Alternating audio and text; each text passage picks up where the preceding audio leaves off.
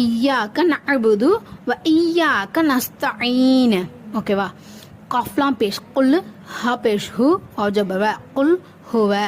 Wow லாம் ஜபர் வல்லு, லாம் கடா ஜபர் லா, வல்லாஹு, ஹ பேஷ் ஹு, வல்லாஹு. அலிஃப் ஜபர் அ, ஹ ஜபர் ஹ, அஹ தால் தோ பேஷ் துன், அஹதுன்.